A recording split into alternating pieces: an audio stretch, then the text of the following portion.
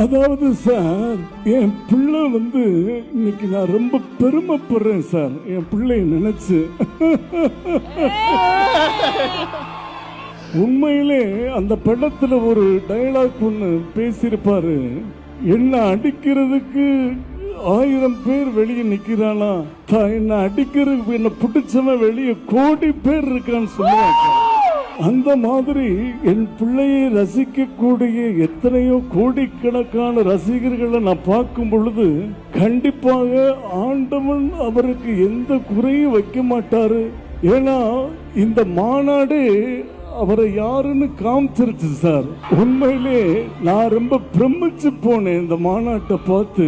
என் மகன் மேல இவ்வளவு பிரியத்தை வச்சிருக்கீங்கன்னா அந்த ஆண்டவங்கள் உங்களுக்கு எந்த குறையும் வைக்க மாட்டாருன்னு சொல்லி வாழ்த்தி விடைபெறுகிறேன் சார். நன்றி. இது ஒரு அருமையான விழா. இந்த மாதிரியான ஒரு நல்ல நிகழ்வுக்கு நான் வந்தமைக்கு பெருமைப்படுகிறேன். இது நிஜமான உண்மை. ஏன்னா இன்னைக்கு இருக்கக்கூடிய யூடியூப் நண்பர்களுக்கு இந்த மாதிரியான ஒரு பிளாட்ஃபார்ம்லாம் எங்க காலத்தில் அதெல்லாம் கிடையாது. நாங்களே குட்டிக்கரணம் அடிச்சு அந்த மாதிரி வந்த காலங்கள் வேறு. இன்னைக்கு உங்களுக்கு இவ்வளவு அழகான பிளாட்ஃபார்ம்லாம் கொடுக்குறாங்கன்னா இதை விட பெருமைப்படக்கூடிய விஷயம் வேற என்னவாக இருக்க முடியும்? நான் பெருமைப்படுகிறேன். இந்த விழாவில் கலந்து கொண்டமைக்கு ஒரு கலைஞனாக வாழ்த்தி விடைபெறுகிறேன். நன்றி, வணக்கம். நானும் அம்மாவும் இளங்கையிலிருந்து வந்தவங்கள்.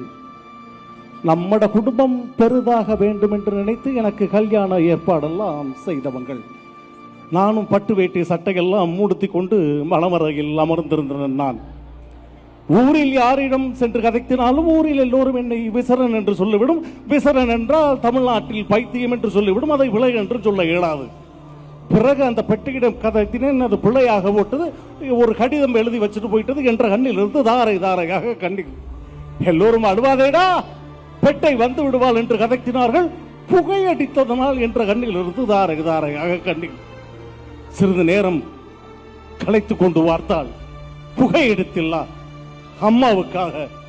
அம்மா எழும்புகோ, அம்மா எழும்புகோ என்று கதறி நின்றான். அம்மா எழும்ப இல்ல. கையை பிடித்து பார்த்தால் நாடி இல்லை, எனக்கு நாதியும் இல்லை. தமிழில் அனாதை அனாதை என்று ஒரு வார்த்தை உண்டு. அந்த வார்த்தைக்கு எனக்கு அன்றுதான் அர்த்தம் விளங்கிட்டது. சிரிச்சு கொண்டே சொல்ல வேண்டும் என்று சொன்னவர்கள் அழுது ஓட்டனன். Sorry doctor, sorry.